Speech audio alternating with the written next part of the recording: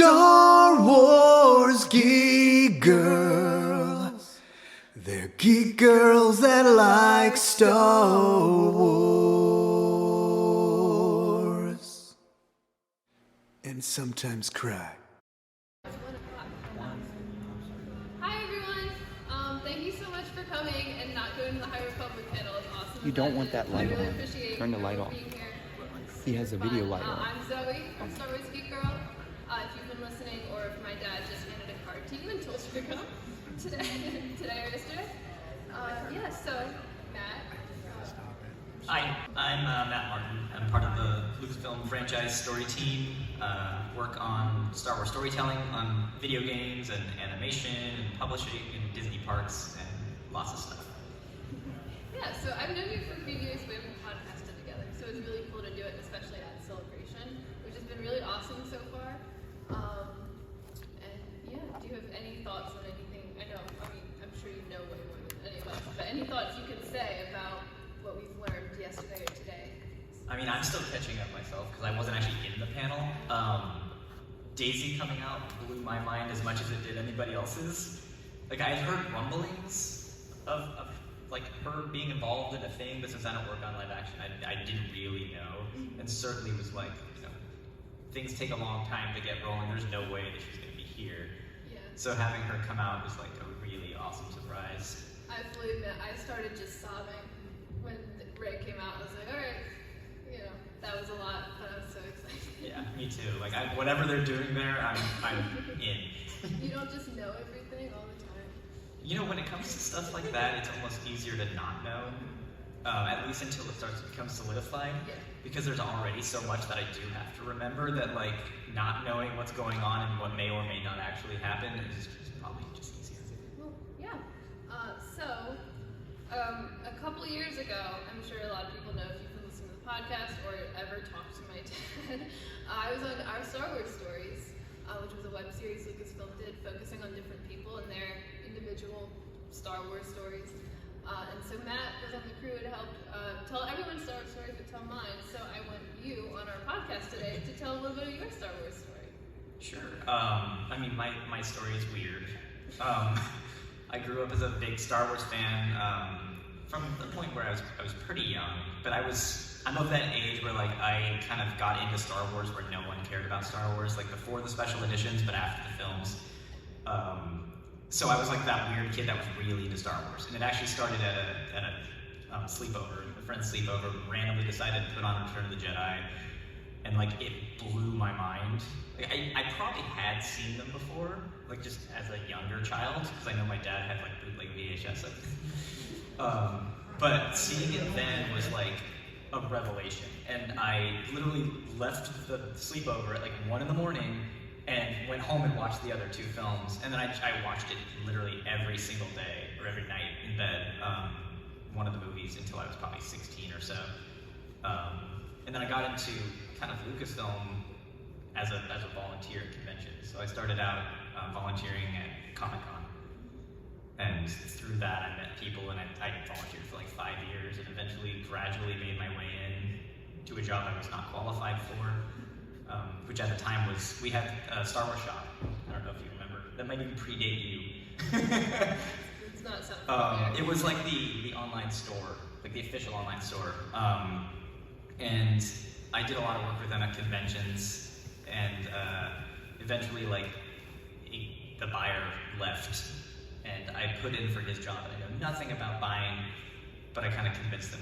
So I know Star Wars really well. I know your audience because I'm a collector, and I know your website because you've been using it. Maybe you could just teach me the buying thing, and they kind of just took a chance with me. That's how I got in the door, and then eventually I moved on to the StarWars.com team, where I managed Star Wars social media and produced videos and things, and eventually on the story. That's so cool. So related. So you're someone who obviously Star Wars influenced your career path, and I get to work with Star Wars. I just graduated college, and Star Wars very much influenced my decision to pursue film, and hopefully someday I'll get to do Lucasfilm stuff maybe. I hope so.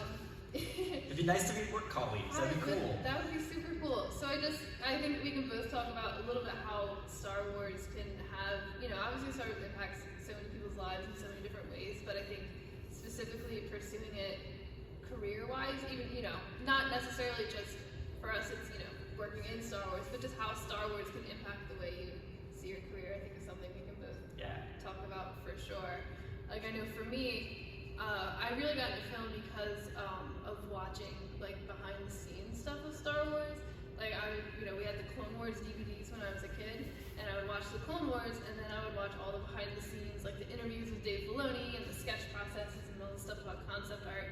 And then, I just started eating up anything I could find about behind the scenes of the movies and everything, and just that like really sparked an interest in me. And I paid a lot of money to go to school for it, so still paying a lot of money. And I think like, what particularly like drew you to? Obviously, you moved to the story group. Like, what drew you to that? Yeah, I mean, it's kind of funny because I never, growing up, if anybody asked me what I wanted to do, it would 100% have been, I want to work for Lucasfilm. And my backup was always, I want to work for engineering, which is cool because now I kind of get to do both. But I never thought that was like a viable career path. So I actually went to school for visual communications, which is essentially like graphic design. Never thinking I would be able to do anything officially for Star Wars. But when I was young, I was really, really into the Star Wars lore. I would read like the RPG manuals that would come out as if they were like textbooks. Like, I just loved them. And it's funny because when the story group was created, they needed people that just knew Star Wars lore. And like, that was just the thing that I loved so much. So I never thought it would lead to a career, but it was like, being an 8-year-old reading an RPG manual, I guess, worked out in the end. Yeah, that's super cool, and I think it's cool. It's like different things can influence so much. And another thing, I think everybody here relates to this, is carrying Star Wars with you, like on a day-to-day basis, whether physically or on your body. Do you want to talk about the tattoo you just got here at Celebration? I did, like, literally 45 minutes ago, just finished getting a Yaddle tattoo. Probably the only Yaddle tattoo out there. That's a challenge, by the way. Yeah, if anybody else wants to get a Yaddle tattoo, like, I would love that. I want to meet the other people that like Yaddle as much as me. But it's got to that point where it's like, I kind of slowly started with this on, like, Leia was my first Star Wars tattoo because she's like my number one. But then I got a bunch of McQuarrie art, and I got this Vader piece over here, and the Star Speeder 3000 from Star Tours, and it's just like my love of Star Wars it was just like an easy thing, like logical. If I was gonna get tattoos, it had to be Star Wars. Yeah. I've one. I'm not nearly as tattooed as you, but I've one. I've the tattoo with the symbol of Hera's Leku. I have that on my back. Awesome. So I was like watching this and I was like, does she have it? Because it's important to me. But I think like, obviously it's physical, but I think also like messages in Star Wars, even about Star Wars, something that really affected me when I was about to graduate high school at Celebration in Chicago, and it was the 40th year anniversary panel, or 20th year anniversary panel of Phantom Menace, and hearing like Doug Chiang and a lot of the special effects artists talk about like George Lucas would like give them an idea and they'd look at it and think like, that's impossible, like we can't do that, but George would maybe push a little bit, or like just he just had this confidence and was like, you can do it, and that made them figure out how to do it instead of just like looking at it and be like, I can't do that, like, and then giving up. And that was something like I really took into college with me, I think, especially film, because especially I ended up being a producer on a sketch comedy show for my university TV. And so like I would get a script from the writer and I'd look at it and be like, we can't do that. We have a budget of $0. I was like, there's no way. But I would try and think of that like, hey, like what would George Lucas do? And like try and get over that immediate reaction and think like, okay, well, think about it a little bit. And sometimes it was like, no, we can't do that. Like the venue is not going to let us pour water all over their carpet. Like you have to change that joke. But there were other times where I'm like, well, I think we can make it work if we do this, and like, everyone pitches in a couple bucks. And I definitely took that with me, and I think those kind of things is what Star Wars really has, both in and out of the universe. That's such a good lesson to learn from Star Wars and George in general. Like that attitude is so pervasive still at ILM. Like every time they want to do a crazy thing, like recreate Grand Moff Tarkin, like you'll hear John Knoll talk about it in just like yeah, we don't know how to do that, but we'll do it. And it's like he's so blasé about it. It's like there's nothing that they can't do if they try. And I think that's such a good lesson for filmmakers, especially producers, because like some producers will get caught in that trap of like, bottom line, and it's only like, we can't do that because we can't afford it.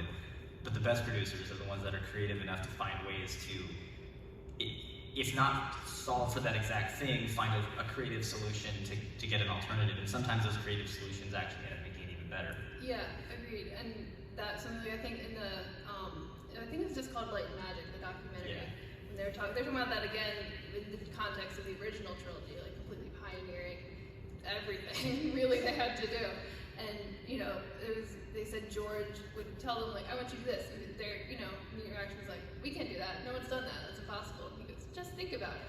And I try to like just think about it when I see those things, because I get caught up in that. Like my immediate reaction is like oh, I don't think I can do that, I don't know if I'm skilled enough, I don't know if I have the brains, but I'm like, I'll just think about it. And I think that's something you can find in Star Wars too. They're just maybe a bit more dramatic than whether or not you can make a picture of a spaceship fly. It's usually more of a life and death situation within Star Wars. But I think that's something, they're so often against such impossible odds, but if they just think about it and they try, they can do that. And that's a philosophy I try to live by, especially, trying to jump into a career and move across the country from my family, It's nice having you in LA though. It was really nice in LA. I can't wait to go back. My dad convinced me, I was like, I gotta go back right away. He convinced me to wait till June. He's like, well, I can drive you, you'll save money. Oh, good plan. So he's trying to keep me as long as he can, I think. Yeah. But it's fun. Apartment hunting's not so fun. No. I mean, living in LA is great, but also living in LA is not great. It's difficult. Yeah, but I mean that was like, I think, a first step. I got to do the LA Study Away program for my school, so it was like moving with the training wheels still on, which was nice. But that was again, like, I was so nervous. I was like, I'm so far away. And that was something, again, Star Wars was like, almost like created so many lifelines for me, because I'm across the country, like my family who I grew up with, they're on the other side. So like I can still call them and talk to them, but like there's like, there wasn't an emergency, but if there was or something, I was like, no one can come get me or whatever. So I kind of realized one day, it's like everyone who's been helping me here in LA is people I knew from Star Wars. It's you, Lizzy and her family picked me up from the airport and let me stay with them for a couple of days until I could move into my apartment. And even like new friends, like the weekend after I moved in, the local Mercs, Mandagalar out in LA, they were having an armor party, and I just like messaged the guy on the forum and was like, hey, can I come like to your armor party and just like meet you? And they're like, oh yeah. And everyone, they were so nice and so helpful, and they invited me to the Andor premiere, which was like that's awesome. I was like, I just met you, and they're like, oh, we have an extra ticket, you want it? I was like, yeah. That's what's so nice about like the Star Wars community. It's so supportive in that way. You do meet friends from all over. So when you come to some place different, there's always a good chance you're gonna find people you already know or have some sort of connection with. Yeah, and it's it's so cool because again have that safety net from Star Wars, and because like even these people I just met, all we had in common was that we like the same movies and the same shows and books, but they were like oh, like if you need help, they would like give me a ride home because I don't have a car, which is terrible in LA. I don't want to live in LA without a car again. But they were like, oh yeah, I'll give you a ride home, I'll give you a ride there, like, and like, oh, like I'll pay for your. They were like, oh, I'll pay for your dinner. Don't worry about it. And I was like, I don't know you, but it was so nice, and it's sense of community. It's what I love about Celebration is that sense of community, because I think online things can get jumbled and you hear all sorts of voices, which can be good and bad. But Celebration is just this pure energy of just joy and passion, and it's something I really look forward to every time. Yeah, it's nice to be back. Yeah. Yes. It's cool to be in Europe. I've never been in Europe before. I know you have. I have, yeah. I haven't, and it's really cool. It is. Do you have any time to like hang out? We got here Thursday and like crashed, but it's been super cool. I something sort of related to that is I wanted to ask you about any specific characters or stories that are meaningful to us. Obviously, Yaddle is so meaningful. What brings you to Yaddle? I'm curious. Yaddle is just my love for like. It's gonna sound weird, but like I like the stupid side of Star Wars. I like when Star Wars doesn't take itself seriously because I think that levity that was such a George Lucas thing is what makes, or is one of the things that makes Star Wars so relatable to so many different kind of generations and types of fans.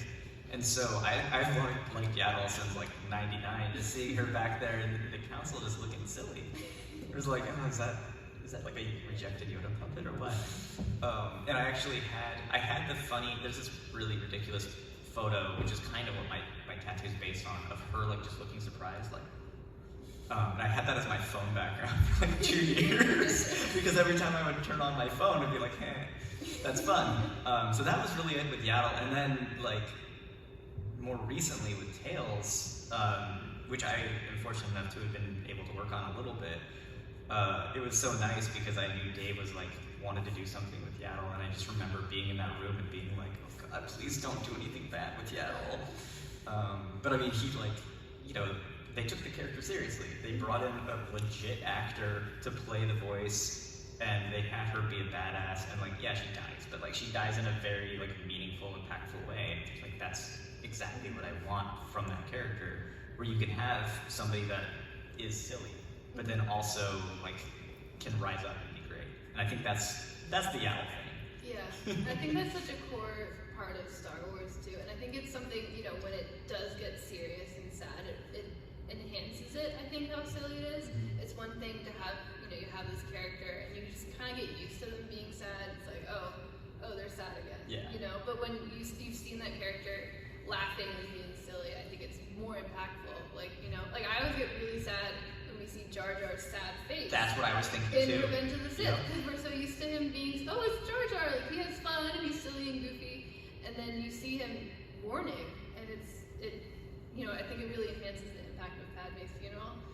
And the same reason, like why I love Star Wars on TV so much is because we can get this longer form where we get a lot more of those moments, and then so when it gets serious, like, you know, I think part of the reason Ahsoka and Anakin's, you know, like the conflict in Rebels, like why it works so well, is because we've seen them be laughing and joking in Clone Wars, you know, and that's why it hits so hard. Exactly. So that's something I also really enjoy this how silly Star Wars can get. I love the 6th episode of The Mandalorian and Lizzo and Jack Black. I still haven't watched it yet because I was here. Oh no, I know about it. I'm Don't sorry. worry. But I'm excited to see that because I haven't seen it, and I'm like, so good. like I knew it was coming, and she's like, oh, and I love Jack Black. Dude's just so fun. Episode was like engineered in a lab to appeal to my mom. It has Lizzo. She loves Lizzo. It's Jack Black. She loves Jack Black. It was a murder mystery. Like she loves like bones and like all this great. stuff. It was like engineered in a lab to appeal to my mom. And Grogu's in it. And she loves Grogu. It was great. Has she watched it yet? She has. We watched part of it. She was upstairs when watching it, and Lizzo. I was like, Mom, Lizzo, you got it. You got to see Lizzo. She's like, you're lying. No, she's not. Lizzo's not in Star Wars. I was like, no, Lizzo's in Star Wars. Get down here. I love how Lizzo was also announced to be in The Simpsons like that same day. Like, Oh, it's just like this Lizzo takeover. I'm all for it though. Yeah, it's great. It's great. Yeah, I guess sort of back to my question, characters that are meaningful. Obviously, Sabine was a very meaningful character to me, if you can't tell. I really enjoy her art. I think she's definitely helped me, you know, because Rebels came out when I was like 13, 14. And so anyway, 13, 14, you're still figuring out how to like express yourself, and like it's like, what do I want to be and look like and things. And I think Sabine really helped me like figure out my style. I like the short back hair. She helped me, you know, I was always like someone who's like, I can't draw. Like I can't draw. And you know, I was like, well, Sabine's an artist. And I'm still not, you know, I'm no professional artist, and I don't think I will be, but you know, I've painted my walls, and it's definitely helped me access that part of myself. Is her journey. And That's so cool. It's almost like you guys were going through similar things. Yeah. Like she's going through the Star Wars version of it, but like together, I'm sure you could really relate to her since yeah, you're in the absolutely. same headspace. It was really cool. She's 16 at the start of Rebels, so she's like a couple years older than me, but we're going through such a similar journey. It felt like I really felt like, for me, like Ahsoka came out, Clone Wars came out in 2007, so Ahsoka was my little girl growing up, like, because Ahsoka is like figuring out herself, and I related to that as a little kid. And then I had Sabine, who I was much closer to in age growing up with her. And then honestly, Resistance came out when I was entering college, and I really connected to Kaz because obviously there's a lot going on in Resistance, but Kaz is like, he's in a new place and he has to meet new friends and like figure out his relationship with these people and who he is away from what he's known before. And so it's been really cool to like, through my developing years, have a character for each, age. Yeah, that's great. That's really cool. I never even thought of that because I've basically been an adult for all of that animated series. So like, I've loved them all, but I think I relate to them in a different way. So it's really cool to hear sort of your version of that. Yeah, I mean, I know like I'm always a little bit jealous when people talk about seeing like A New Hope for the first time or Phantom Menace. I saw Phantom Menace 27 times in the theater. 27? I knew Force Awakens that many times. Especially New Hope, people always talk about how it was like this magical experience, and I've always been a little bit jealous of how it was. I kind of wish I could have done that, but like for me, that experience was seeing Clone Wars in theaters. I think we saw Clone Wars only 5 times. Sappy, who's in the audience right now, she's shaking her head. She was really scared of Ventress. Fun fact, she was really scared of Ventress. She's very intimidating. She's very scary in that movie. But so when Ventress would like come and she would like choke Rex and she'd come in all scary, she would have to go to the bathroom every time. So my dad missed that part of the movie the first like 3 times until my mom came in. But yeah, like Clone Wars was that for me. I was like, people say all sorts of things about that movie. I will always love it so much because to me that was like, oh my gosh, that was my Star Wars on the big screen. And it was such a cool experience. And then I think Rey also, seeing a live action Star Wars was also, so like Rey coming back this year, I was like, I was like, to me that's like what people probably felt like when like they said Han Land like we're going to be in episode 7. Totally. That was my like. That makes perfect sense. You're exactly that generation. Yeah, because it was my freshman year of high school. Rey came out, and I was like, and like I always cry when she pulls that lightsaber from the snow. Like that was such a powerful moment for me. I'm excited to see her come back. I love Rey, Finn, and Poe so much. They're such great characters. Same. I hope we'll see. If we don't get Finn and Poe in this coming, if we see them again someday. Agreed. They're great in some books and stuff coming out now. Yeah, I like some of the stuff we've done. Like Resistance Reborn is a book that I worked on, and I love all of the character interplay. That's such an awesome book. That brought so many things back. Yeah. So many things. It was almost like Infinity War of Star Wars. Totally. It was very much tying together things. You like some Battlefront 2 stuff? Yeah, when Rebecca's like, can we use Shriv in this book? And I'm like, oh yeah, of course you can use Shriv. Please use Shriv. Yeah. Oh my gosh. I like forgot about that book for some reason. I read that a while ago. Even snuck in Pruneface, who is one of my favorite Oh characters. yeah. I have to reread. That was such a good book. Yeah. Are there any? We talked about Yaddle for you. Any other characters? Leia's my big one. Like Leia is my favorite character. Like in an inspirational sort, she's like the type of person I wish I could be, and I probably would never be. She's a lot more outgoing than me, but like, she is such a beacon of hope, and she fights for what she believes in, and she fights in multiple ways on multiple fronts. But she's always trying to do the right thing, and she's loyal to her friends, and she's just the best. Like, if more people were like Leia, the world would be a better place. Yes, it would. Yeah, and I think Leia is such an important. And then also, when we were talking about like things in and out of Star Wars, like Carrie Fisher is such an inspiration. Definitely. Such an amazing human being. Yep. I was very fortunate, like for some celebrations that I got to interact with her, and she was always like the greatest. Like she's exactly what you want her to be. Yeah. And just like I don't get starstruck really. I don't really care that much about actors, but like with Carrie, I just want to hang out with her. And Gary, her dog, because her dog is great. So one time I did get to pet sit Gary for like an hour or so. And that was like highlight of my celebration career. That's so awesome. Yeah, I'm trying to think more for me. I feel like I talked about mine with the animated series all like lining up really well for parts of my life. Any like particularly like not necessarily character, but like a story that really means something. Let me think.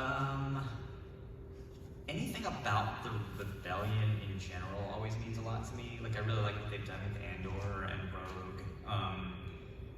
Like I don't know if it's like me just coming from kind of a punk rock background because that's what I was in high school. But like the idea of rising up against authority is always like it always impacts me, especially when you have an authority that is so clearly bad. Like in Star Wars, it's like just something about that scrappy band fighting for what they need to do. And now I don't want to get into politics, but now the direction the world is heading makes me feel even more rebellious in that way, which I guess is probably key to Star Wars. Yeah, I agree. I think one of my favorite moments, probably in the saga, is in the Rise of Skywalker when they're coming against the Exegol fleet, and there's the two officers, Pride, I think is one of them, and he goes like where'd they get this fleet? Where'd they get this military? And he's like, well, it's just people. Yeah. I totally butchered that quote, by the way, but that's always such an impact because that's such a representation of all of Star Wars. Like it's not it's not a counter force. It's just people. Yeah. Yeah, when you see like this big oppressive force, there's no way to beat that, and then you have the rallying of everybody just doing the right thing. It's nice. Yeah, absolutely. So I also want to talk a little bit. We mentioned this earlier. We talked about like the energy of celebration, and you talked about getting to babysit Carrie Fisher, which is awesome. Any like other things you really love? Any strong celebration memories? Since we are here at Celebration. I've only missed 2 celebrations my whole life. I missed the first one, and I'm still like angry about it. I'll never forget that one. And then I missed the first London one because I was on tour with some bands, tour managing. But so I've had a lot of celebration memories over the years, both as a fan and working it. The first time that we did the celebration live stream in 2015 was really, really huge for me because that was just such a big undertaking. And I was helping produce the stream and doing all of the social coverage at the same time. So like it was also a lot of work. But one of my favorite moments of that show was where they debuted the Rebels season 2 premiere, I think. And in that it's a trailer with Rex. And we had a fan volunteer because we would have like volunteers that were helping at the stage. A fan volunteer is a huge Rebels guy and missed the Rebels panel because he was so dedicated to working on our stupid thing that and I was just like, no, you can't miss it. But because I was also posting everything, I had the trailer on my laptop. So I was like, no, dude, come upstairs. We're gonna turn all the lights off. I know it's not as good of a presentation as it would have been in the panel, but sit here, watch it on my computer. And so I got to watch him individually, just by himself, watching the trailer. And like when the Rex, it like cuts to black and the Rex voice comes on, and he's just like, like that meant so much to me. Yeah, I think those moments. I'm very expressive and reactive. Like I mentioned, crying when Ray came out, like in a panel. Like, so if you ever sat next to me, you'll know that. But seeing like other people's reactions is always something I really love. Especially the kids, obviously, are always like, like yesterday, walking out of the studio showcase, there was like a little girl dressed as Ray with the biggest smile on her face, and it just made me so happy. That's so great. Since you mentioned kids, actually, I've been working on Young Jedi Adventures, which is our younger fan show, and I'm so excited about that because I love the show. It's so fun. Like every time I have to watch one for work, it's like not even like work. But because it's gonna give young kids this new like outlet, this new way kind of way in to Star Wars, it feels so cool. And I'm like, oh man, I can't wait to see some actors, like kids here, like in their Halloween costumes. Yeah, like in their Kylis and Nubs costumes, and hopefully some Nash costumes because she's my favorite. But the idea of finally giving that age something, and now you'll have like so many things you can kind of start there and just graduate to, and there will be Star Wars for you for your entire life, and that's just so cool. Yeah, I think it's awesome. I was like totally squealing over the toys at the Hasbro. Me too. I was like, oh my god, I love Nubs so much. He's so cute. I saw somebody on the floor with a homemade Nubs shirt, and it made me so happy. Oh my god, I can't wait for the plushies and everything. Did you see the backpack? Yes. Oh my gosh, I was like, looks like a kid's backpack. Yeah. And I'm like, it can work as like a mini Yeah, backpack. totally. It'll be like right? one of the Loungefly ones. Yeah, but it's basically, and it comes with another plushie. Yeah. It's so cute. Yeah, I'm trying to think, I was going to say something, celebration memories. I forgot it. Sorry, I distracted. No. Young Jedi Adventures in Birth. I'm very, because I've seen the shorts, and the show Cool. comes out April. I think the show comes out May 4th. May. Yeah, May the 4th. May 4th. That's a Some date. April That's a date we something. should remember. Yes, probably May 4th. So yeah, that show is gonna be super good, and it's cool that it's High Republic. Yeah. And we're getting that start to come to screen, which is awesome. This is a celebration memory, but sort of aligned to kids reacting things. I think you were there when we saw there was like the marathon day of what was the theater at all the original. Oh, the Arrow. At the Arrow, there was like a marathon of all the original trilogies, and there was a lot of like kids, and there was like a kid. There was like one, I forget which movie, but there was like a kid like right in front of us, and I was like leaning over, and I was like, "What's he think?" It sounded like when he started his dad, like he hadn't seen it before. So I'm like, "What? Oh, that's great. What do you think?" So you kind of look at his face. It's super cool because obviously, and I'm sure to all of us, like it's something that we get very emotional about. It's very sacred to us, and it's always cool to like bring that to someone. When we were queued up today for the Ahsoka panel, we're talking to this girl who had only seen Star Wars this past year because her friend showed it to her, and she was talking about how she's like, yeah, I'd never seen any of it before, and then my friend, she described it as her friend introducing her to her world. And she's like, well, now I don't want to leave. Oh, that's and I great. thought that was such a great way to put it. And, I love seeing, people, because we, Celebration, there's so many people who've like been a fan their whole lives, been a fan since 1977, and it's also cool to see people who are like, I'm new here, but I love this so much, and I want to share it with everybody. Definitely. Ooh, I just thought of another celebration memory. Okay, go ahead. Seeing you as 000. Oh, Safi! That blew my mind because I still I vividly remember.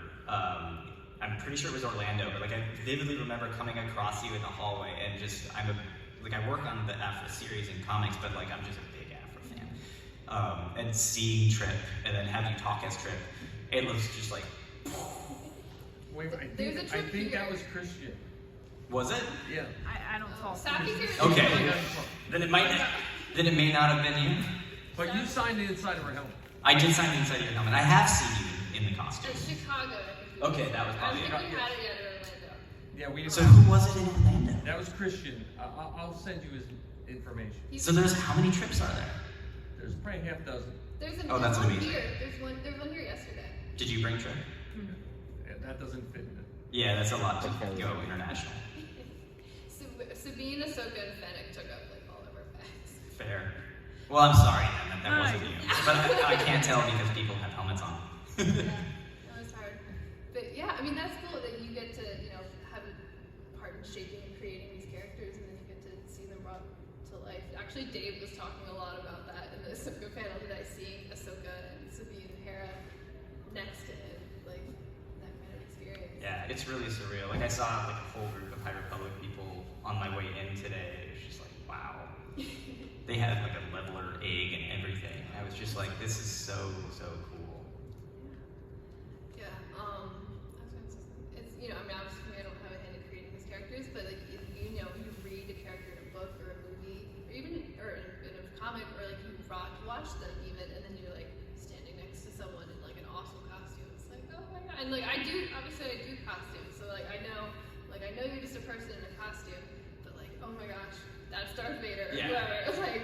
Yeah, the people that do it really well, they just really embody it. Mhm. And especially when it is the kind of lower tier characters that people are less familiar with.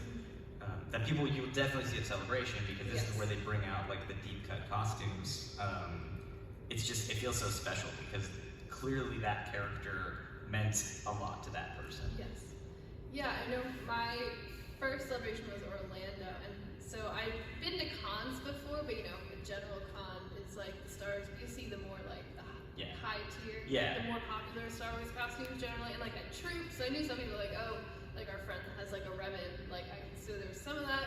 But I go to Celebration and I see so many Rebels. Yeah. I'd never seen another Rebels.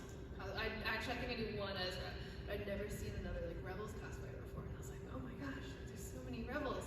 And I'd seen some clones, but I'd never seen an Ahsoka before.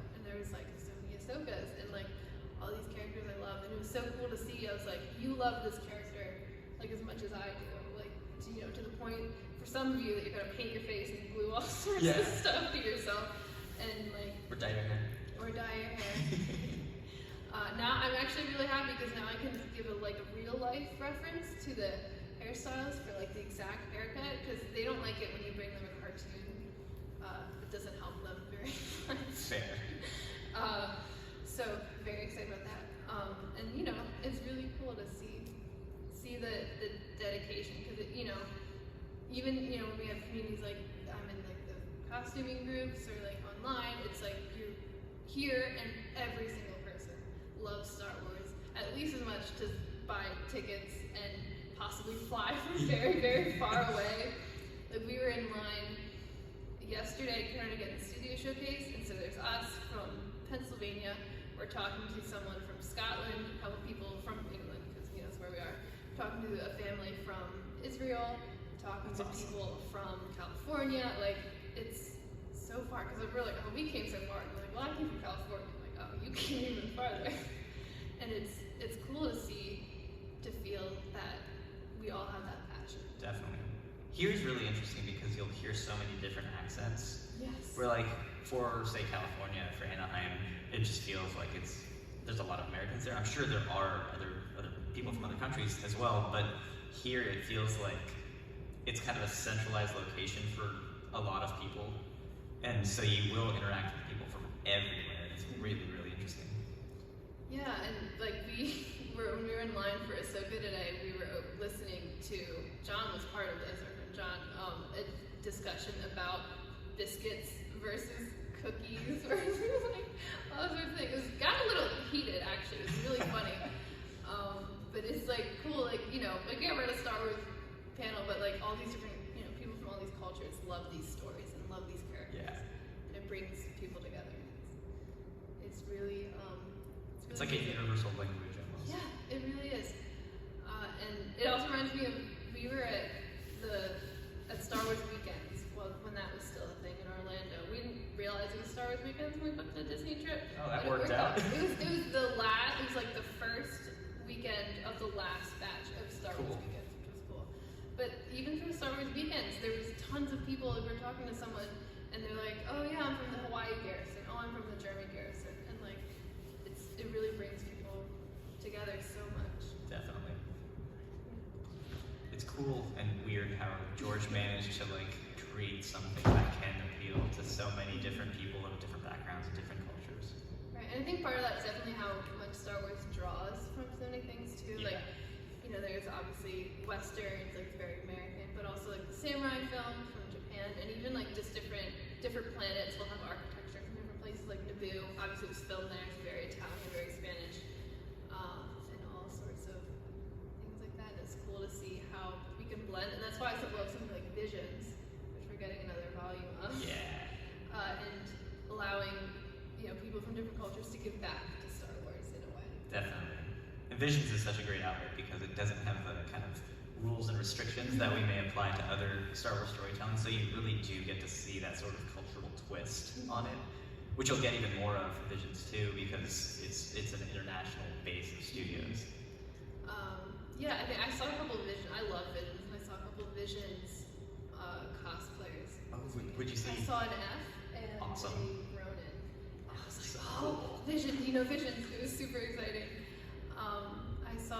Last year, I was Kara one of the days at Celebration. Oh, that's and awesome. I found 2 other Karas, and I can't remember his name, but the boy in the blue poncho. Yeah. There's one of him too. Oh, that's so cool. I was like, oh my god, like, well, they all had long hair, so they could like actually do the ponytail. I had a wig that was like sliding to the side because of the ponytail.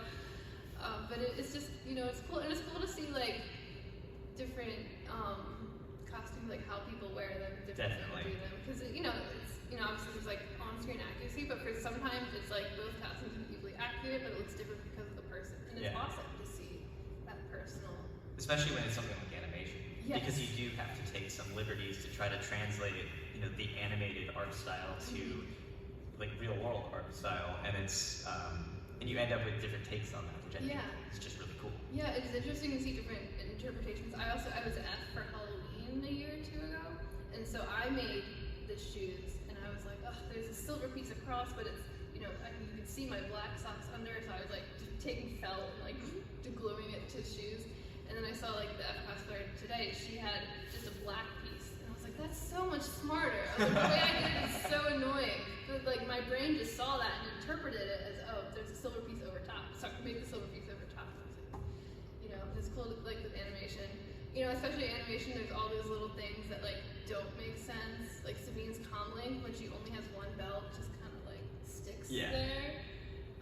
Which is why I like to wear the 2 belts. A lot of cheating in animation. And so that was always something I like talking to other Sabine cosplayers about. I feel like most of us have 2 belts now, but other single belt cosplayers, where I was like, how do you do it? It's like, well, I use a hair tie, I use a mech, and it's like cool to see the different ways you can do stuff. That's very cool. Did anybody get who you were when you were in your F costume for Halloween? No.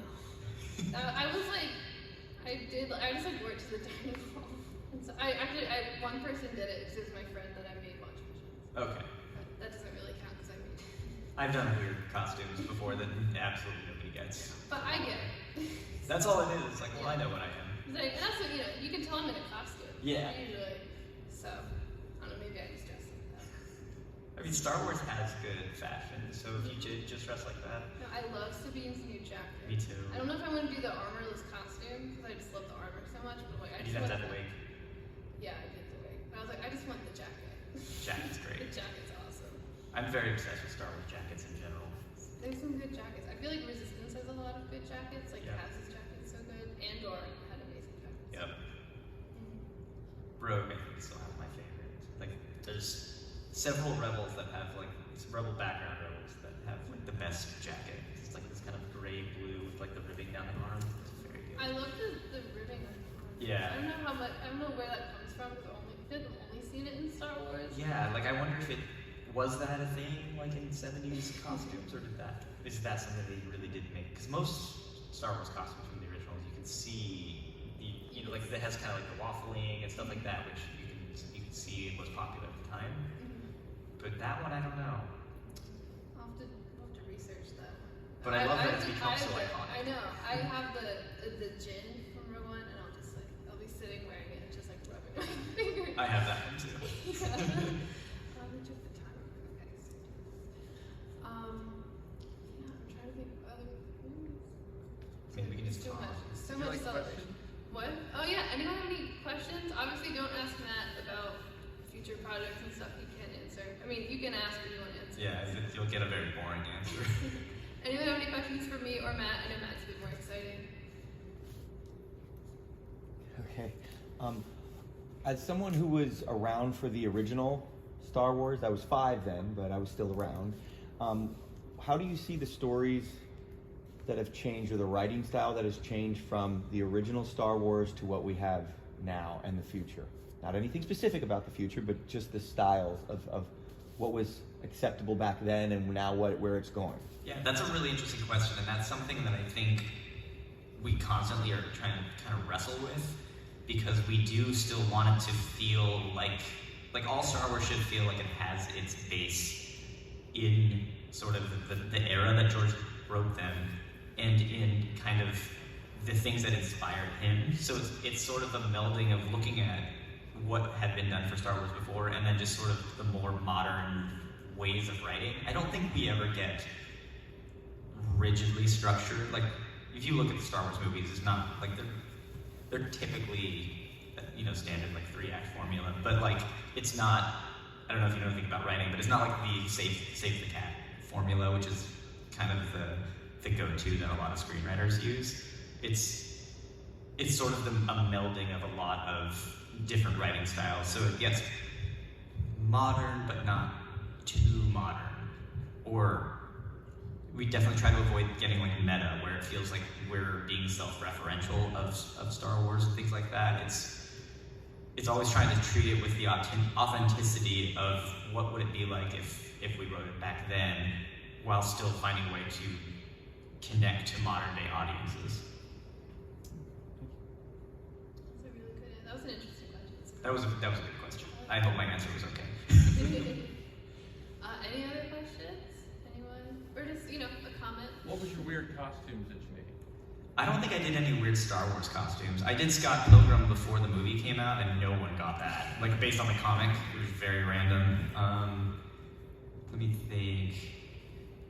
My girlfriend and I did Kiki's Delivery Service, which kind of just looked like how we would dress. So that one was very, very subtle. We did Party Down before most people knew what Party Down was. It was just like the white shirts with the pink ties, and I don't think very many people got that one. Yeah, I think those are the top 3 randos. Any other questions? I have a question if no one does. So I know you actually like a lot of movies and stuff like outside of Star Wars. Like I you're do. a big fan of like horror and just like movies in general. Yeah. You're just very passionate about. How does that, how do you let those influence the way you work on Star Wars if you do, or like play with genre? Totally. I mean, yeah, I like movies a lot. You've seen me at movie theaters. I'm in a movie theater like 3 times a week. Like, I love movies and I love the theatrical experience, and horror is 100% my genre. So there are times where like I will be in notes suggesting horror elements or referencing specific things. And there are certain writers that we work with that are also like horror nerds, so it's very easy to have that sort of back and forth. But just in general, because film influenced Star Wars so much, it continues to be the language that we use sort of behind the scenes. So it's, the day doesn't go by where somebody doesn't use another film, classic film or whatever. Lawrence of Arabia did it this way. We want to do some sort of similar, things like that. It comes up all the time. That's one thing that I always say to people that are like in film school or wanting to be a writer. They ask for advice, and I have terrible advice for it in general because I didn't go to school for that. But my main thing is like, watch movies. Like, the more movies that you watch and really, really watch them, take them in, don't just pick them apart or something. The more things you'll learn, and it gives you this nice shorthand with other creators because they've also probably watched a lot of those same movies. Watch movies, it's good. Movies are good. One Yes. question. What do you feel is the future of, it seems like post-COVID, it seems like streaming has become the thing. Theaters are still there, but they're finally recovering. But what do you feel the future is as far as what now's generation is going to be receiving their Star Wars, either through the big theater or through their phones and watching them, or their TV streaming? All of the above and more. I mean, as we announced yesterday, we announced 3 new films, so those will be theatrical releases, and we'll, I'm sure, have gigantic IMAX, event releases and everything.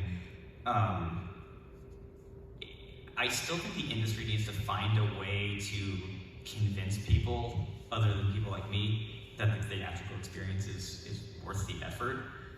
But it's like, for me personally, if I'm sitting at home in front of my TV, like, obviously I watch TV too, but like my pets are doing their thing, it's distracting, or I want to like eat, we can pause it at any time, my phone will be vibrating, like I try to not pick up my phone, but it'll happen, or I'll come up with a question from a movie and I'll have to look it up immediately.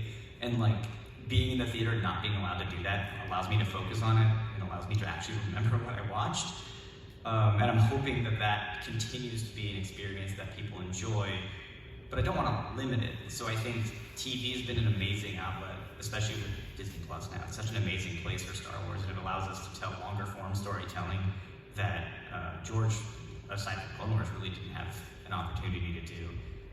And then because it's Star Wars, it allows us to experiment too. So we've done virtual reality Star Wars, which I've been able to work on, which is really cool. We've done video games that allow you to, put yourself in Star Wars. We've done interactive experiences like Galaxy's Edge, or even more Galactic Star Cruiser, which is a fully immersive 2-day thing where you literally live in Star Wars for 2 days. And I'm hoping that something like that becomes more the norm, where people really get to kind of go and experience the storytelling and not just passively watch it.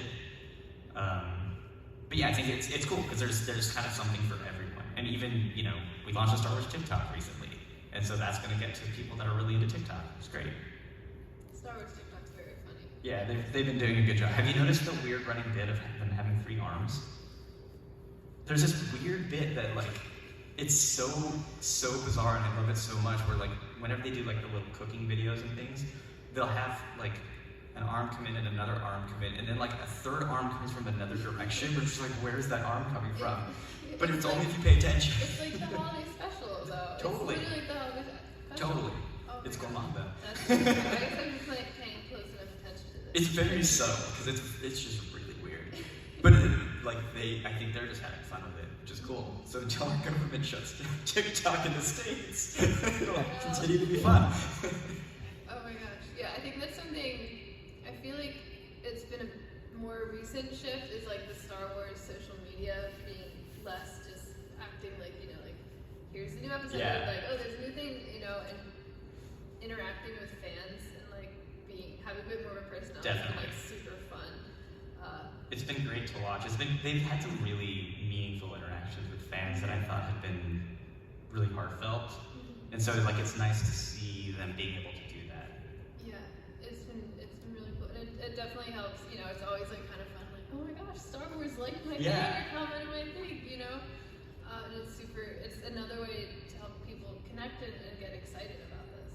Yeah, because I mean, as a brand that's been around for more than 40 years now, like really everyone working on it is a fan. Like there's nobody that is kind of like the original generation, of people that are still working there at least. And so when social is interacting with people, that's really just fans on both sides of the fence talking to each other.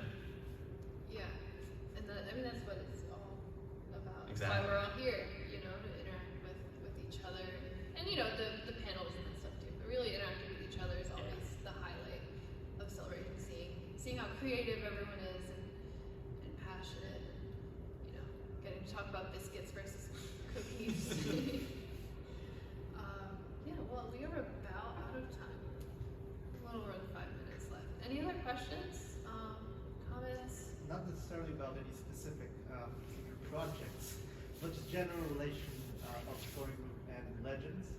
It's been named, right? We've had March where we've seen the corvettes, but do you guys like having restrictions on what you can take from, or is it just up to you? No, it's really about just doing. Sorry, for anybody that didn't hear, the question was kind of about how we deal with canon versus legends. And it's really just about doing it right and what's right for the story. Because I think the majority of at least the people on the kind of lore side of things, we grew up on legends. I love legends. Legends is great. So it just kind of organically happens. We rarely are plotting like, how do we get this character back? But there will be times where, a pitch will come in, or an outline or whatever will come in, and, a planet seems similar to a Legends planet, or a character is kind of similar to that character, where it gives us, as, our EU fans, an opportunity to be like, but what if it's this? And I think it brings us joy when we're able to do that. It brings people that know that a lot of joy, and it also doesn't like cut away from people that don't know Legends, because there's a lot of people now. A kid asked me yesterday, like a 9-year-old kid asked me yesterday something about how he's confused about Legends and canon. And I'm like, how do you even know Legends? You're like 9. But it's nice because it allows us to like reintroduce characters in interesting ways to allow kind of a new audience to learn about them from the start, while still letting the old audience kind of know what they know and keep that character important to them. And there's no more retelling of story, right? Yeah. And we have plenty of that. Thanks. No problem. That was really good, especially about like making sure the Legends characters, because I read a couple comics when I was a kid, but I wasn't really ever into Legends too much. And it's, there's all these like cool characters and stuff I hear about, but it's so intimidating sometimes to get into, because there's so much, there's so many opinions on which ones you should read, and like, so it's like Thrawn was one, like everyone, like I knew Thrawn, like I knew about it, but I never got into all those books. I already had canon books to come up with, so him being introduced to Rebels, which is like very much like my show, was like a great way to introduce me to his character. I've read all his canon books now, and I think he's so interesting. It is cool for me to be able to, even if it's not like the same iteration of the character to be able to connect with someone who's, you know, maybe a Legends fan and be like, I don't really know all the stuff you're talking about, but like I can connect with what you mean and like the basis of this character. Definitely, and it's really nice when we have the opportunity. Like we're still working with a lot of people that are kind of still in the family that worked on Legends.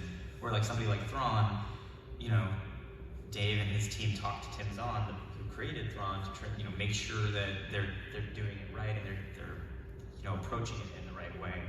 And it's cool that we have the opportunity to do that, where, you know, a lot of those people are still, you know, connected. Well, and I know a lot of like the canon authors were also Legend authors. Exactly. You know, you can bring all that back without, you know, like you said, retelling the story, like reinvigorating it. Yeah. Yeah, well, we are about out of time. Thank you so much, everybody, for coming. I'm really glad you're here. It always means so much. I feel like so often when I'm podcasting, it feels like we throw it out into the void sometimes. So like seeing people, like I've had some people come up to me and be like, oh, I know you from your podcast or your dad's TikTok. And it's like really cool. Like, oh, it's like a person, like actual people, like see the stuff I do. And it's really cool and it's really meaningful. And that's one of many, many things I love about Celebration. So it's really cool that you're all here, and thank you so much, Matt, for joining me. Thanks for having me. Yeah, I know you're really busy doing Celebration, so I'm glad I could nab you. It's okay. This is way more fun than most of my job. Okay. Okay, we have a couple more minutes. How is Celebration as a fan versus like Lucasfilm employee? It's more fun as a fan, for sure. I'm kind of just like I work a lot. That's just who I am. So I end up doing way more work than I really need to be doing when I'm here. So in addition to being on panels and things, doing the things that like my current job makes me do, I also help produce the live stream because that's my whole team and it gives me something to do. So it's nice because I do get to see the floor because I'm usually producing the field packages. So I'm like out and I get to see stuff. But it is definitely a different thing because I haven't seen a panel in years unless I'm on it, which is not the same experience. And so, you know, it's better as a fan. And if I didn't come here for work, because it was a little dicey. I'm on the Parks panel tomorrow. If I wasn't on that panel, I don't know if they would have sent me out here, but I still would have come, and I would have just been here as a fan for the first time in a really long time. Maybe someday. Not that I don't let you on panels. That's a really hard thing. It's a mixed bag. It's also nice to like have my travel paid for me. Yeah, that sounds very nice. Like it is nice, but you know, obviously then I'm beholden to everything that I need to do. Yeah. So you said you're on the Parks panel. Where else can people find you this weekend or online also after? So Parks panel tomorrow. I don't remember what time. Tomorrow is Sunday for anybody that is not aware, because I'm barely following that right now with jet lag and all of that. And then the day after that, which is Monday, I'm on the Marvel Comics panel. And then beyond that, I'll be around here, probably with the camera crew. And online, I'm Missing Words on Twitter. That's probably where I'm most active. I'm also Matthew C. Martin on Instagram, where I post the occasional thing. Yeah, thank you so much, everyone, for coming or for listening. If you're watching this, we couldn't live stream it because the network's a little dodgy. But if you're watching this later, thank you for listening and watching. You can find Star Wars Geek Girl, StarWarsGeekGirl.com. There's all sorts of things. I write sometimes. There's quizzes and stuff. And then Twitter and Instagram are at SW Geek Girl, and Facebook is just Star Wars Geek Girl. And yeah, thank you so much, everybody. Again, thank you, Matt, again for coming. Thanks for having me. This is Super fun. fun stuff. Have a good celebration. Hopefully, I'll see people around. Star Wars Geek Girl. They're geek girls that like Star Wars. And sometimes cry.